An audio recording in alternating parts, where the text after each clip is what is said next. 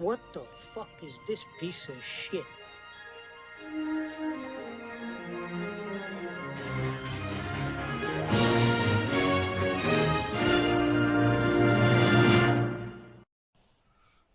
Welcome to one of our reviews from one of our favourite films from the theme of the month, which is post-apocalyptic films. This film probably doesn't get the love it deserves, and it's probably rightly so in some aspects, but it was one of my favourite films, especially when I was younger. Watching this back recently, it doesn't really hold up that well, but it's got fucking full of nostalgia goodness in it. And it is 1986's Solar Warriors, or aka Solar Babes, for all of you in the US. Like I said, came out 1986, directed by a guy called Alan Johnson. Alan Johnson only made 2 films, and this was one of them. I think if I remember right, he was like a dance choreographer. He did a lot of stuff on Broadway and other sort of like musical films and dance films. And he basically a choreographer, that kind of stuff. But for some reason decided to try and throw his hat in the ring with a bit of directing. And this was probably one of the 2 films, the better of the 2 films that he did. But even this was a fucking flop at the time. Cost about 25 million to make this in 1986. Took 1.6 million back at the box office, so it was an absolute fucking flop. And I probably at the end of this, you know what I mean, once this had come out and it had gone the numbers, it probably Alan Johnson probably thought, fuck this shit, I'll go back to what I know how to do, and that's dance choreography in film and Broadway. A shame, really. It's sort of a good entry level film to the whole sort of genre of post-apocalyptic films. Really probably aimed at sort of early teens. Obviously this in the UK, it got a 12 certificate. Back in the day, I don't know what this was. I tried to look it up and I couldn't really find out what it was. And or maybe this could have been a PG. There is a couple of elements in it that's probably pushing it more towards the 15, but the rest of it's probably PG, and they were probably at a loss how to rate this at the time. And I cannot for the life of me remember what rating this got in the UK when it came to VHS, and I have looked and I cannot find it. But as it came out DVD and Blu-ray, it got a 12, which is probably about right.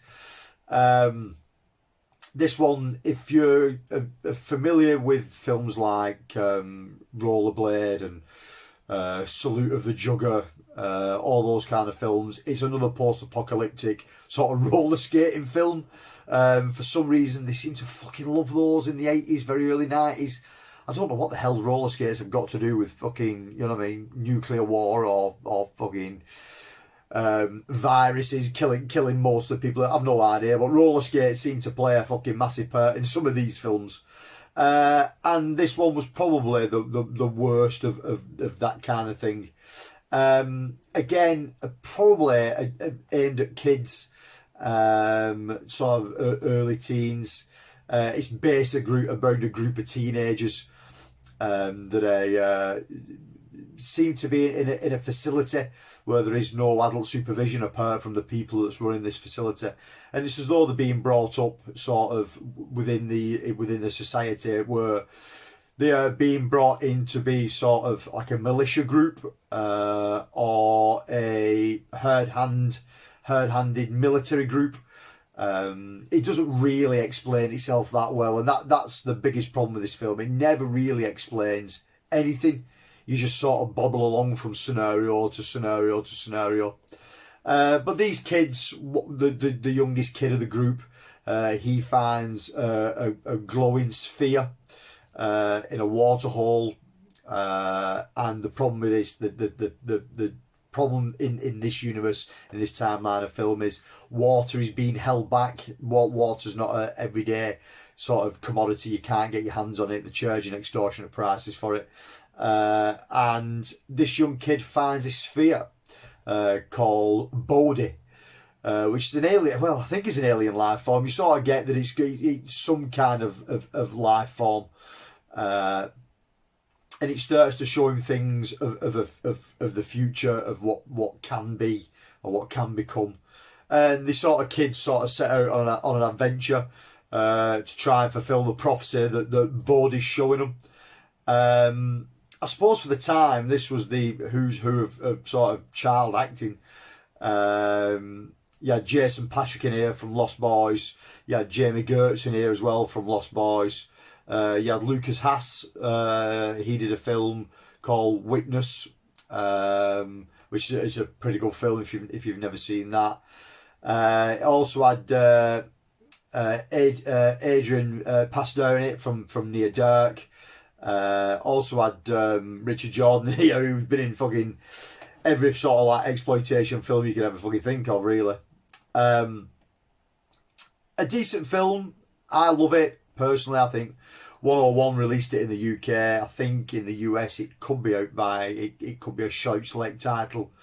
Shout Factory definitely put it out. It could be a Screen Factory title. I'm not 100% sure, but Shout put this out in the US. Nostalgic film fun. You know what I mean? If you've never seen this, I would recommend checking it out. It is fun. Not much of it makes sense. The acting's not the best you'll ever see, but it's shot very well. The scenes look great. Some of the special effects hold up, considering this is from 1986, and that cover art is fucking boss as well as. So again, if you've never seen this one, check it out. It's good fun. It's one of those, if you've never seen it, it's definitely worth a watch, whether you go back to it or not. There's better films in this genre than this one, but it was a good stepping in point for sort of young kids, young teens, and it does what it says on the tin, you know what I mean? It is a pretty decent film. So that's Solar Warriors, aka Solar Babes. So thank you very much for tuning in. Take care, and we'll see you all again soon. Goodbye.